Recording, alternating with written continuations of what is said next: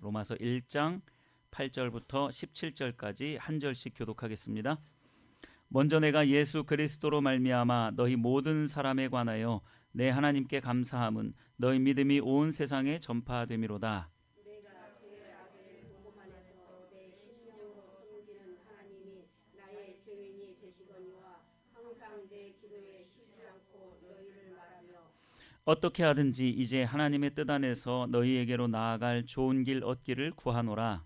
내가 너희 보기를 간절히 원하는 것은 어떤 신령한 은사를 너희에게 나누어 주어 너희를 견고하게 하려 함이니 이는 곧 내가 너희 가운데서 너희와 나의 믿음으로 말미암아 피차 안위함을 얻으려 함이라. 형제들아 내가 여러 번 너희에게 갖고자 함을 너희가 모르기를 원하지 아니하노니 이는 너희 중에서 다른 이방인 중에서와 같이 열매를 맺게 하려 함이로되 지금까지 길이 막혔도다.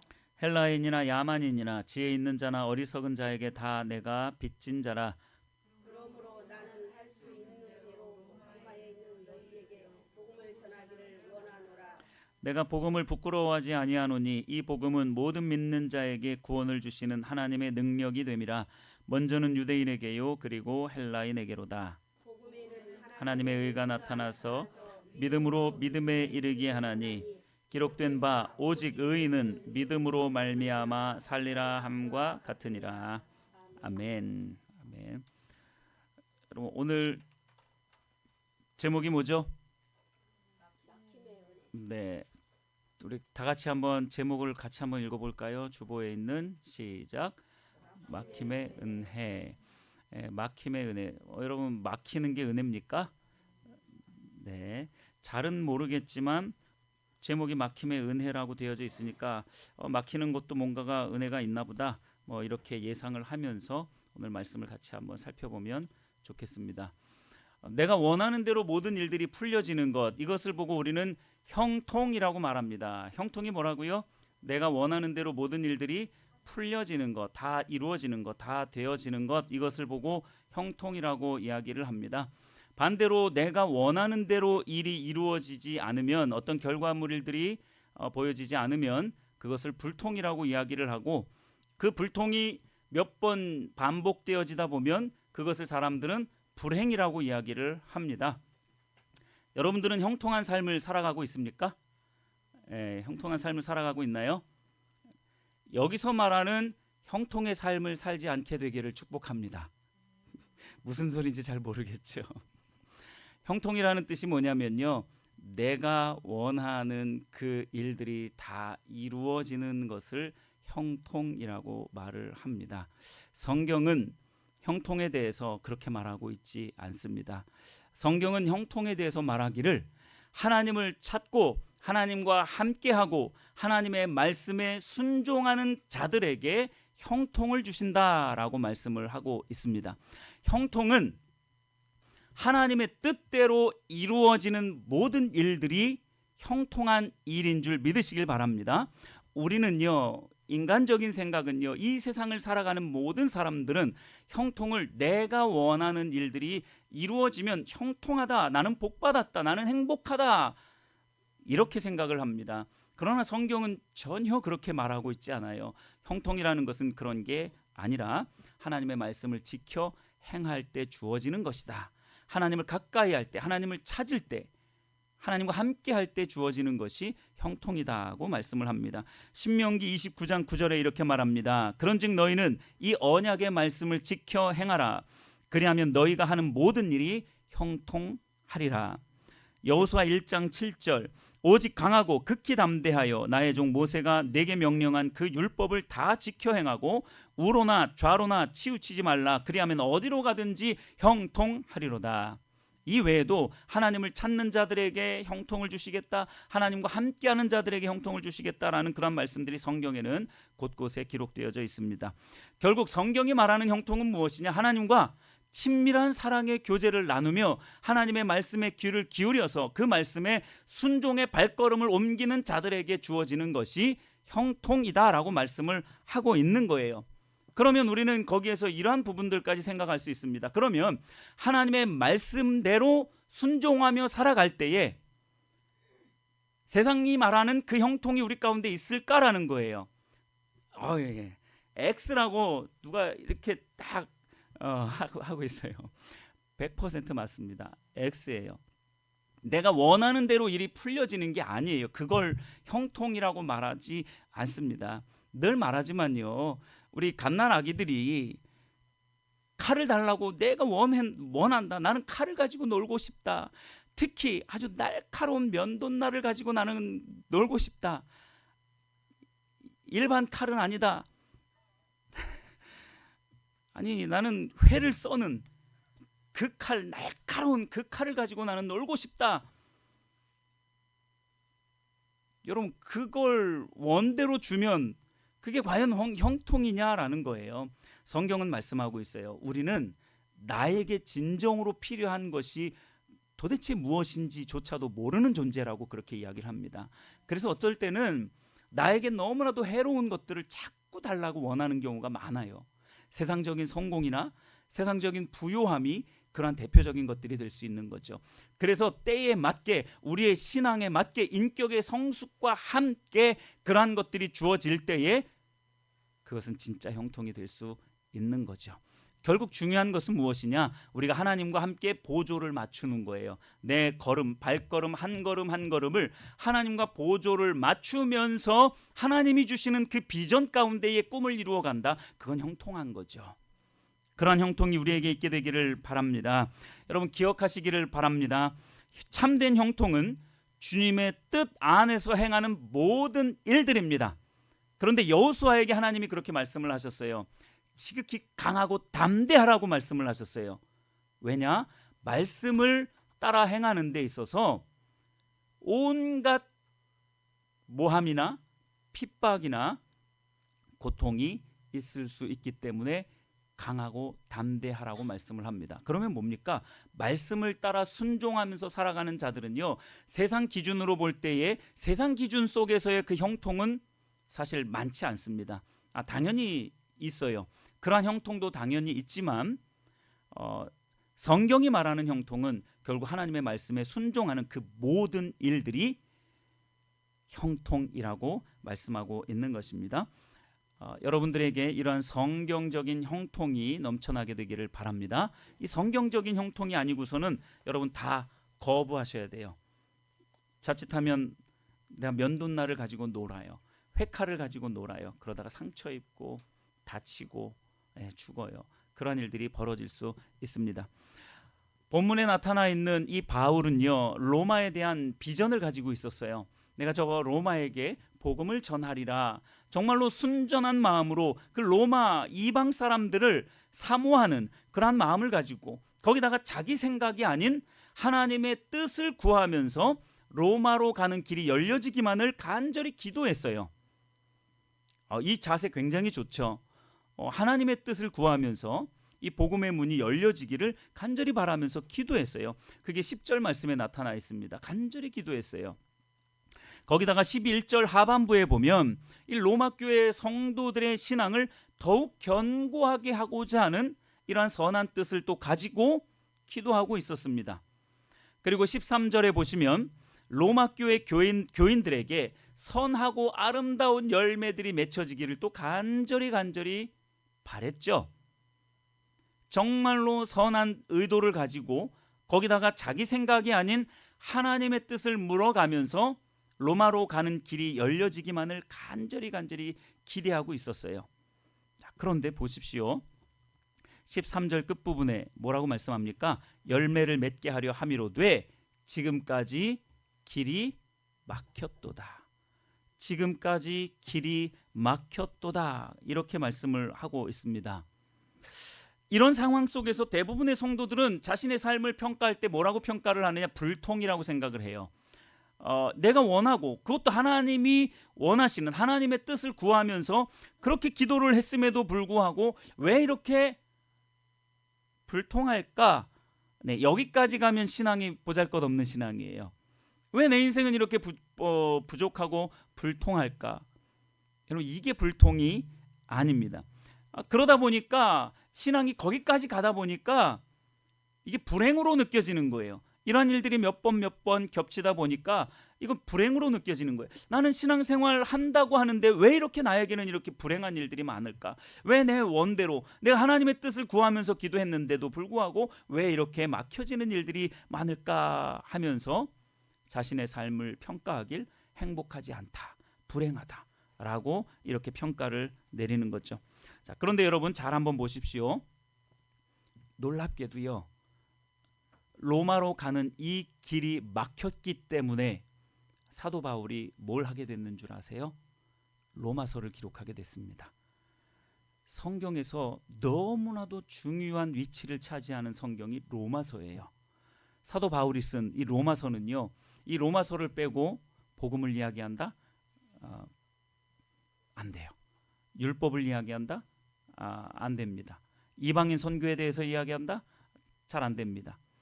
로마서를 통해서 정말로 많은 하나님께서 맺고자 하시는 그러한 열매들이 굉장히 많이 나타났어요. 하나님의 뜻은 어디 있을까? 우리는 몰라요. 그러나 이렇게 길이 막혔을 때, 막다른 길에 딱 다다랐을 때에 하나님께서 분명히 의도하시는 바가 있다라는 거예요. 그것을 우리는 은혜라고 말을 하는 겁니다. 길은 막혔지만 그 안에서도 하나님이 부어주시고자 하시는 그 은혜는 반드시 있다라는 거예요. 이 로마서는요, 성경 전체 66권 중에서도 정말로 귀하고 귀한 그러한 성경 중에 하나가 바로 이 로마서입니다. 위대한 역작을 남기는 시기가, 물론 고린도에서 이 로마서를 썼어요. 바울이 고린도에서 이렇게 간절히 기도하면서 기다렸는데 도무지 길이 열리지 않는 거예요. 만약에 길이 열려서 열심히 로마에 가서 사역을 했다면 어쩌면 이 로마서라는, 로마 교회 교인들에게 전하는 이 로마서라는 이 위대한 역작은 쓰여지지 않았을지도 몰라요. 우리는요, 연약해서 길이 막혔을 때 비로소 주위를 둘러보기 시작합니다. 길이 막히지 않으면요, 그게 옳은 줄 알고 스트레이트로 곧장 갑니다. 그게 형통의 길인 줄 알고, 그것이 나를 성공하게끔 만들어주는 일인 줄 알고 그 길로만, 하이웨이라고 생각하고 그 길로만 곧장 가요. 여러분, 그게 형통입니까?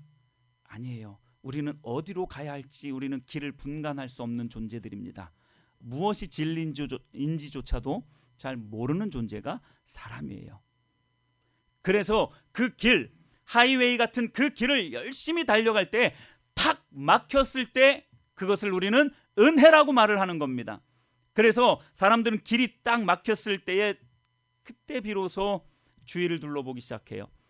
내가 무엇이 잘못되었을까? 내가 왜 이렇게 나의 길이 이렇게 막혔을까? 하면서 자기 자신을 돌아봅니다.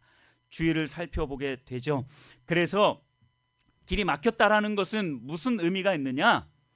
길이 막혔다는 것은 내가 볼 수 없는 다른 새로운 살 길이 열린 것인 줄 믿으시길 바랍니다. 길이 막혔다라는 것은 그런 의미가 있어요. 내가 볼 수 없는 새로운 살 길이 열렸다라는 의미예요. 여러분, 그것을 찾으셔야 합니다. 길이 막혔을 때 잠자고 있었던 나의 영적인 감각이 깨어나기 시작해요. 길이 안 막히면 여러분, 이러한 일들이 일어날 수가 없어요. 이런 하나님의 은혜가 일어날래야 일어날 수가 없어요. 사람은요, 너무나도 이상해서 고난이 닥칠 때에 하나님께 더 가까이 나아가게 돼 있습니다. 그게 우리의 생리예요. 그게 우리의 성향이에요. 고난이 없으면 우리는 절대 하나님 찾지 않습니다. 잘 찾지를 않아요. 길이 막혔을 때 잠자고 있었던 우리의 이 영적인 감각이 깨어나기도 한다는 것입니다. 길이 막혔을 때 바로 바울은 이 위대한 역작인 이 로마서를 썼는데, 과연 이 로마서를 통해서 하나님이 우리에게 무엇을 주기를 원하시는지, 무엇을 깨닫게 하기를 원하시는지 세 가지를 같이 한번 살펴보도록 하겠습니다. 첫 번째, 복음의 진수를 알려주셨습니다. 자, 로마서 1장 1절과 2절 그리고 6절과 7절을 보십시오. 우리가 읽지는 않은 부분이지만 로마서 1장 1, 2절과 6절과 7절 말씀을 보십시오. 자, 로마서 1장 1절부터 보시면 예수 그리스도의 종 바울은 사도로 부르심을 받아 하나님의 복음을 위하여 택정함을 입었으니 이 복음은 하나님이 선지자들을 통하여 그의 아들에 관하여 성경에 미리 약속하신 것이라. 자, 복음에 대해서 뭐라고 말씀을 하고 있냐면요, 바울은 이 복음을 위하여 선택함을 받았다라고 이렇게 이야기를 하고 있는데, 2절에서는 곧바로 이 복음에 대해서 이렇게 말씀을 하고 있어요. 하나님이 선지자들을 통하여 그의 아들에 관하여 성경에 미리 약속하신 것이라. 성경에, 그러니까 구약 선지자들을 통해서 그 아들에 관해서 이미 약속해 놓은 그 모든 말씀들이 복음이다라고 말을 하고 있는 겁니다. 한마디로 말하면요, 복음은 예수 그리스도입니다. 예수님에 관한 모든 것들이 복음이에요. 복음이라는 건 다른 게 아닙니다. 그저 우리를 행복하게 만드는 것이 아니고요, 우리를 그저 구원해 주는 그러한 것이 아니고요, 그것도 당연히 복음의 한 부분이지만 복음 그 본질 자체는 예수 그리스도예요. 예수 자체가 복음인 겁니다. 그래서 복음 자체에 능력이 있다라고 그렇게 이야기를 하는 거예요. 그런데 6절과 7절 중간 부분까지를 한번 보십시오. 이런 말씀이 있어요. 너희도 그들 중에서 예수 그리스도의 것으로 부르심을 받은 자니라.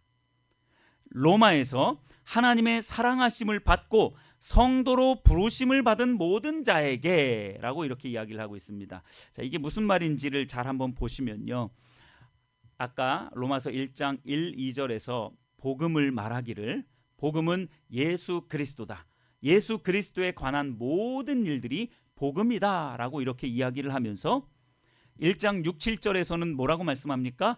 그리스도의 부르심을 받은 자들이 성도다 라고 이야기를 하고 있는 거예요. 다시 말하면요, 성도는 복음의 부르심을 받은 자들이에요. 그래서 예수 그리스도의 소유가 된 자들이 바로 성도예요. 복음의 매임을 받는 자들이 성도다라고 말을 하고 있는 겁니다. 저와 여러분들은요, 복음의 매임을 받은 자들이에요. 예수 그리스도께 붙잡힘을 받은 사람들입니다. 여러분, 이게 얼마나 큰 은혜인지 여러분 잘 몰라서 그러죠. 왜 나를 속박해? 왜 나를 매려고 해? 나 좀 풀어놔줘. 자, 그러면 여러분 어떤 현상이 벌어지는 줄 아세요? 우리는 반드시 이것 아니면 저것에 붙잡힘을 받습니다. 이것 아니면 저것이 뭐냐면 예수님께 붙잡힘을 받던지 아니면 사탄에게 붙잡힘을 받습니다. 이건 뭐 다른 말로 표현할 수가 없어요. 당연한 겁니다.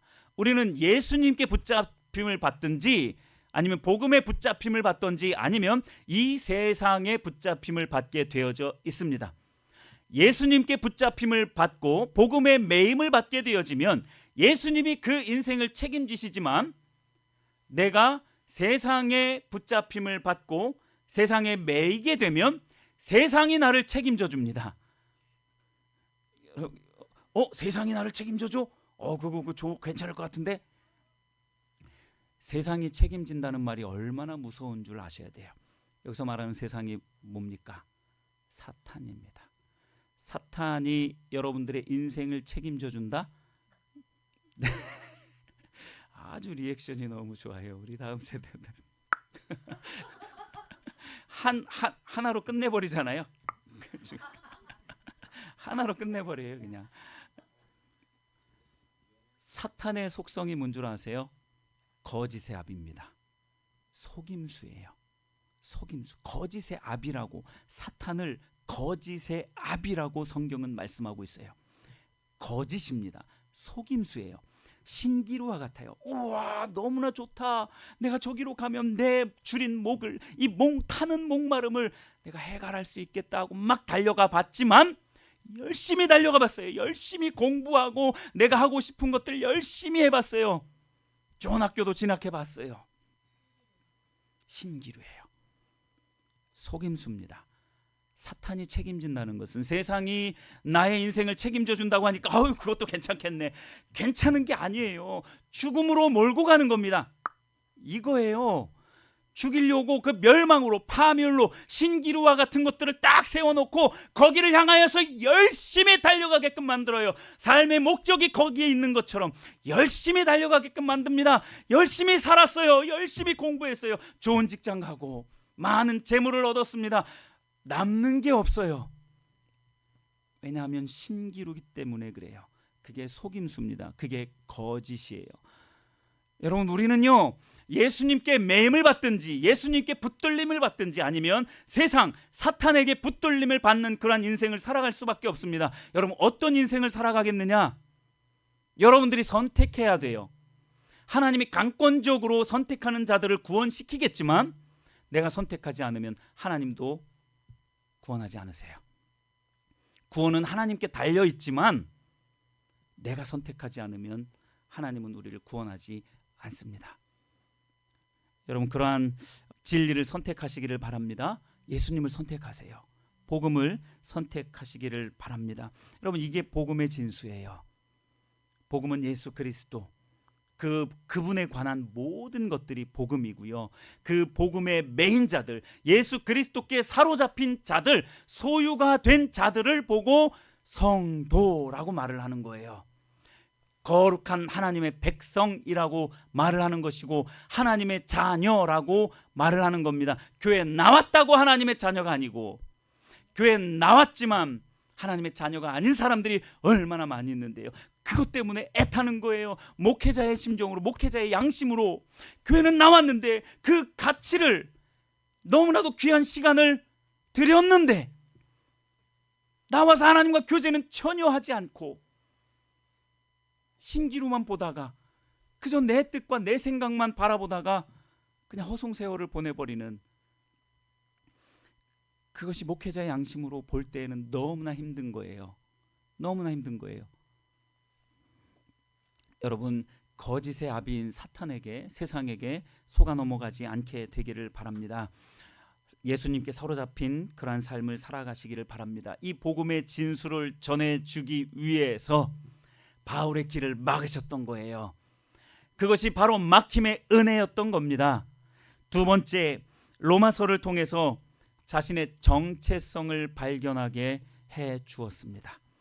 우리의 정체성을 밝히 말해주고 있어요. 14절과 15절 말씀을 보십시오. 1장 14절 15절 말씀에 이렇게 말씀합니다.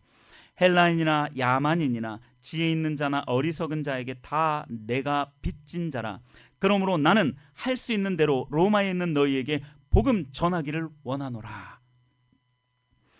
자, 사도 바울이 뭐라고 자신의 정체성을 말하고 있냐면 빚진 자라고 그렇게 이야기를 합니다.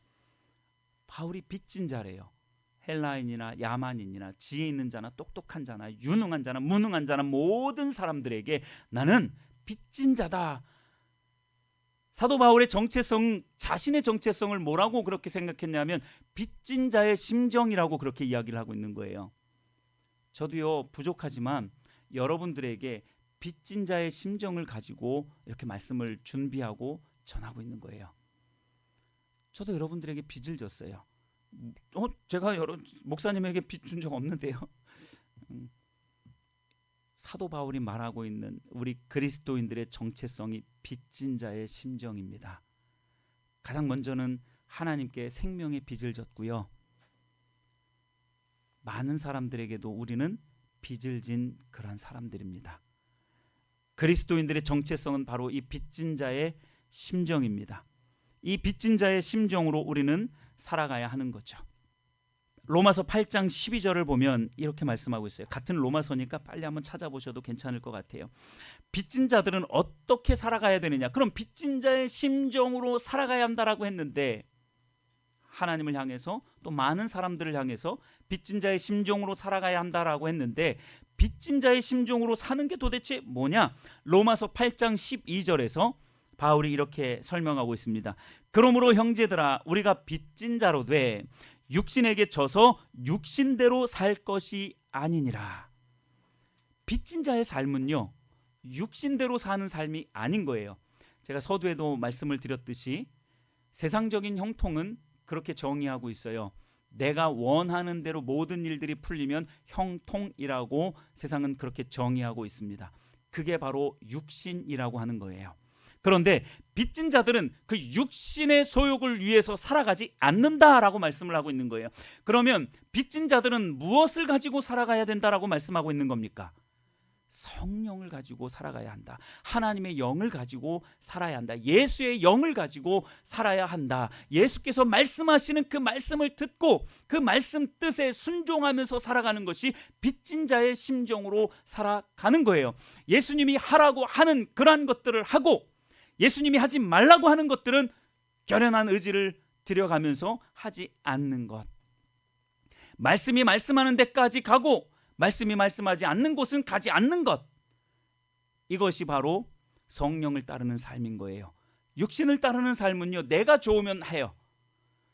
하나님의 뜻과는 전혀 상관이 없습니다. 내가 좋으면 하고 내 계획에 맞으면 하고 내 목표점에 딱 맞는 일이라면 더더욱 열심히 하게 되죠.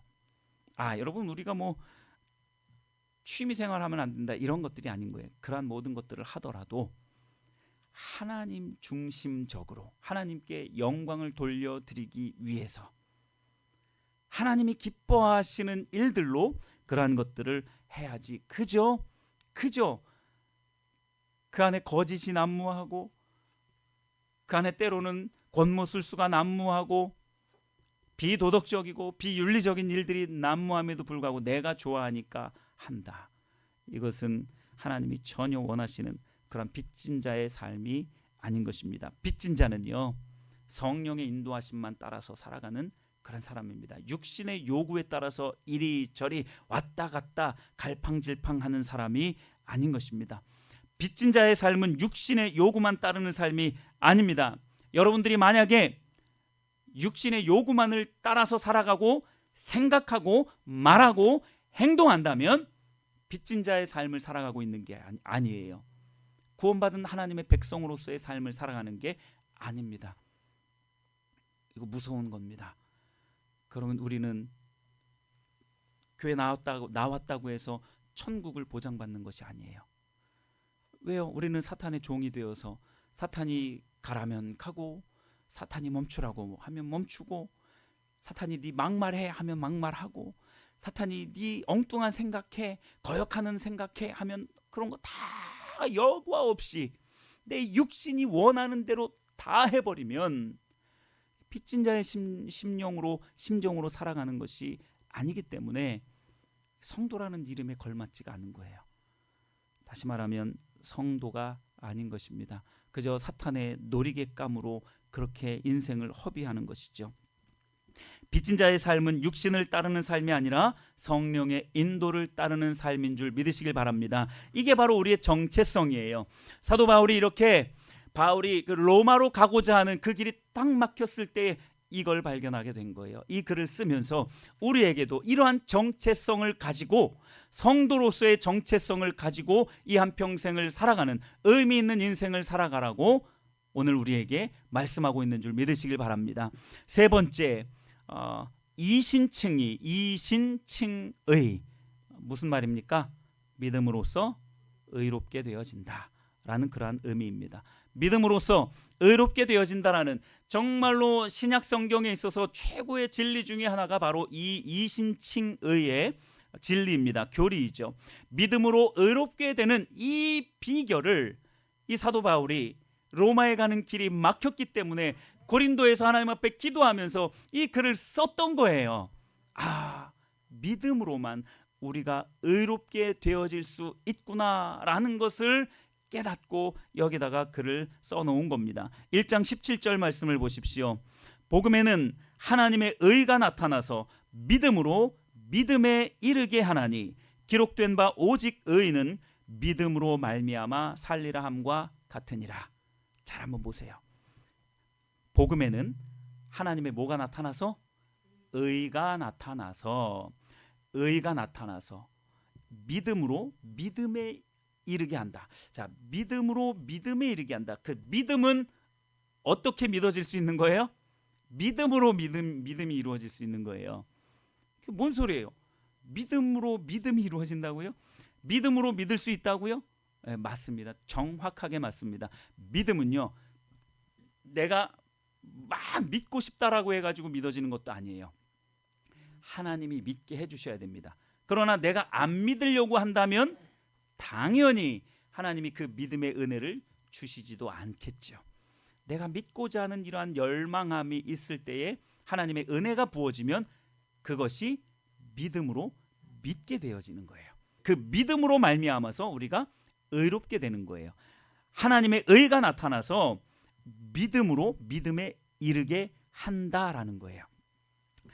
자, 요걸 좀 더 정확하게 알려면 우리가 로마서 3장을 또 봐야 됩니다. 로마서 3장 9절을 보십시오.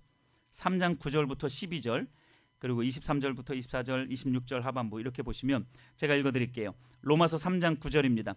그러면 어떠하냐? 우리는 나으냐? 결코 아니라. 유대인이나 헬라인이나 다 죄 아래에 있다고 우리가 이미 선언하였느니라. 한마디로 우리 모두는 다 죄인이다. 3장 10절 기록된 바 의인은 없나니 하나도 없다. 이 세상에 의인은 단 한 사람도 없습니다. 깨닫는 자도 없고 하나님을 찾는 자도 없다. 이 세상에는 깨닫는 자도 단 한 사람도 없고 하나님을 찾는 사람도 단 한 사람도 없다라고 이렇게 이야기를 하고 있어요. 로마서 3장 12절 다 치우쳤다는 거예요. 함께 무익하게 되고 전혀 유익한 게 없고 선을 행하는 자도 없나니 하나도 없다. 우리 모두는요 선을 행한 능력이 단 하나도 없어요. 한 구석도 우리는 선을 행할 수 있는 구석이 없어요. 저도 마찬가지고 권사님들도 마찬가지고 신앙생활을 수십 년을 한 사람도 우리는 선을 행할 수 있는 능력이 단 하나도 없습니다. 그래서 로마서 3장 23절에 이렇게 말합니다. 모든 사람이 죄를 범했다. 모든 사람이 죄를 범하였음에 하나님의 영광에 이르지 못하더니, 그러니까 우리는 도무지 하나님께로 가까이 나아갈 수 있는 존재가 아니라는 거예요.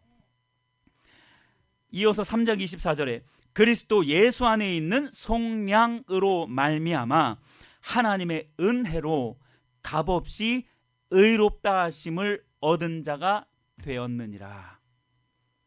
이게 이신칭의입니다. 그리스도 예수 안에 있는 속량으로 말미암아, 예수님의 공로로 말미암아, 예수님이 십자가에 달려 죽으시는 그 고통의 그 공로로 말미암아, 그 피 흘리심의 그 공로로 말미암아 우리가 그걸 믿으면 그것이 우리에게 의로 여겨진다라는 거예요. 그래서 그 믿음으로 우리가 의로워졌다라고 칭해지는 겁니다. 우리는 여전히 의롭지 않지만 칭해 주는 거예요. 의롭다라고 칭해 주셨기 때문에. 저 영원하신 재판장이 너 무죄야. 우리는 살인죄를 지었고 사형을 받아도 마땅하지만 하나님이 아니야, 내가 너를 죄 없다고 인정해 줄 거야 하고서 하나님이 땅땅땅 하면 그 사람은 죄가 없게 되어지는 거예요. 죄가 없어서 죄가 없는 게 아니라 죄가 여전히 있지만 예수님의 그 십자가의 공로를 믿음으로 우리를 그렇게 의롭다라고 칭해 주는 겁니다. 그래서 로마서 3장 26절 하반부에 이렇게 말씀하고 있습니다. 예수 믿는 자를 의롭다 하려 함이라. 예수 믿는 자를 의롭다 하려 함이라. 예수님을 믿는 자들이 바로 의롭게 된 자들인 겁니다.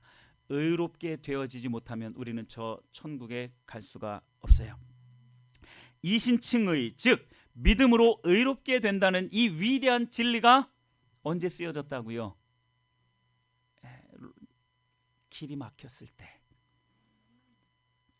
나는 로마에 가서 열심히 사역하고 싶었어요. 바울은 열심히 사역하면서 그들과 함께 동고동락하면서 그들을 섬기고 복음으로 그들을 섬기고 정말로 많은 열매들을 맺고 하나님께서 원하시는 그런 열매들을 맛보기를 원했어요. 너무나도 귀한 생각이었죠. 누구나 다 그 생각이 잘못되었다라고, 그게 물론 잘못된 건 당연히 또 아니고요. 우리가 생각할 수 없는, 우리는 막히면 불통이라고 생각하고 그게 반복되면 불행하다라고 생각을 했었는데, 막힘의 그 은혜를 통해서 이러한 귀한 진리들이 우리들에게 지금 다가오고 있는 줄 믿으시기를 바랍니다.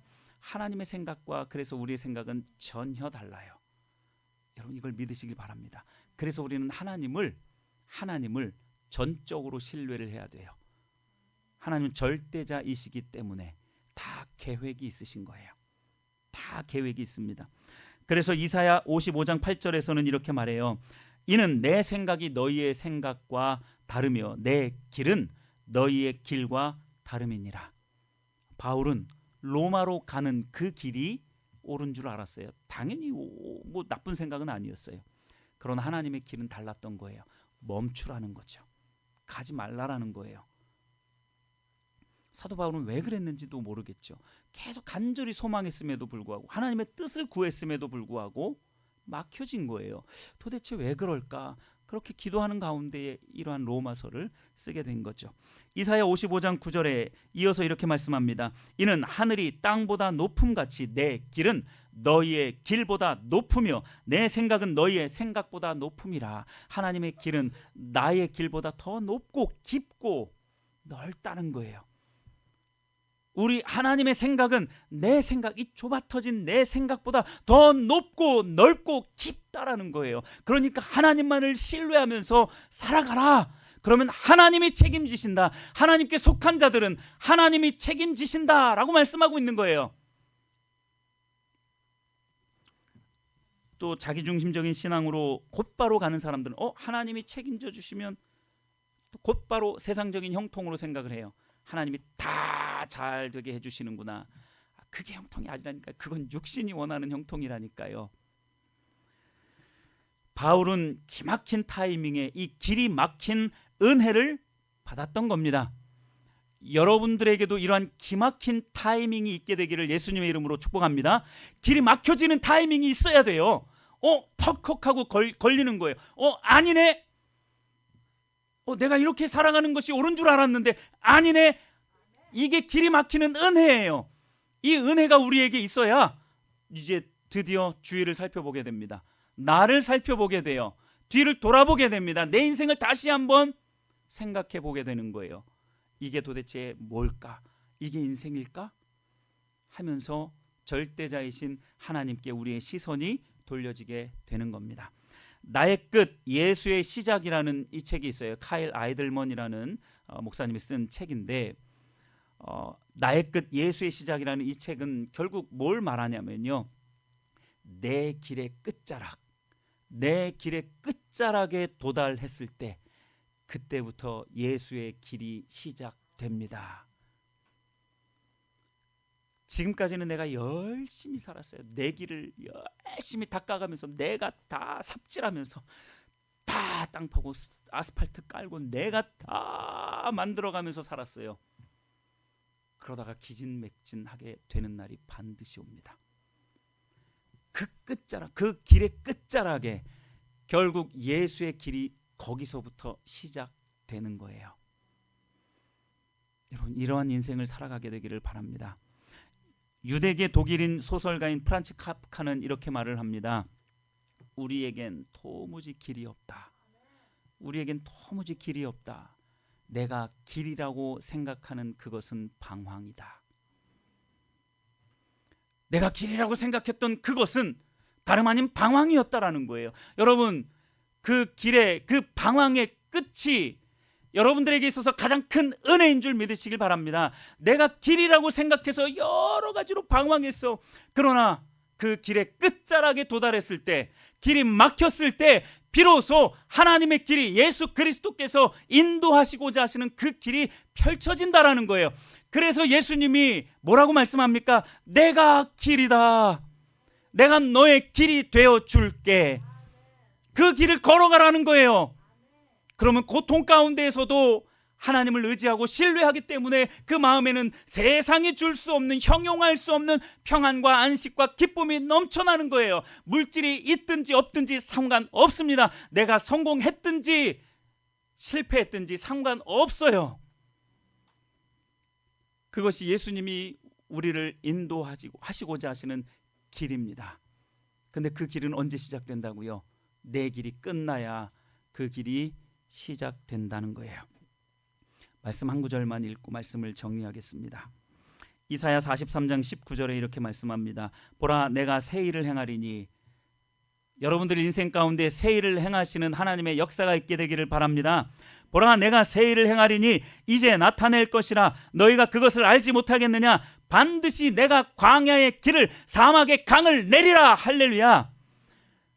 광야의 길을 만들어내겠다. 너희들이 끝이라고 생각한 그곳에서부터 내가 너의 길을 인도해 주겠다. 메말라 있는 그 사막에 강을 내가 내주겠다. 그게 인생의 시작인 거예요. 이제 그때부터 인생이 시작되는 겁니다. 그래서 진짜 예수님을 제대로 믿는 사람들은요, 내가 예수님 믿기 전에 그 인생은 삶이 아니었다. 그래서 나는 다시 태어났다. 이제부터 나는 한 살이다.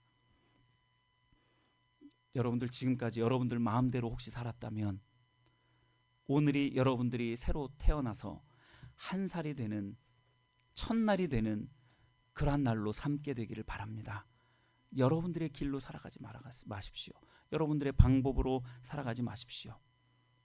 길이 막혔을 때 주어지는 이 형통의 은혜가 우리 모두에게 있게 되기를 바랍니다. 이게 진짜 형통이에요. 길이 막히는 게, 물론 내 길을 갈 때 막히는 거죠. 내 길을 갈 때 막히는 게 가장 큰 은혜예요. 턱 걸려서 넘어져서 상처 입는 것이 아프지만 그 상처 입는 것이 우리에게 있어서 가장 큰 은혜다라는 겁니다. 그 막힘의 은혜를 누릴 수 있게 되기를 예수님의 이름으로 축복합니다. 주님 뜻대로 행했을 때 나타나는 결과가 무엇이든지 그것이 가장 형통한 삶이며 그 길이 나에게 가장 절실하게 필요한 좋은 길이다라는 것을 깨닫게 되는 은혜가 있기를 간절히 바랍니다. 할렐루야.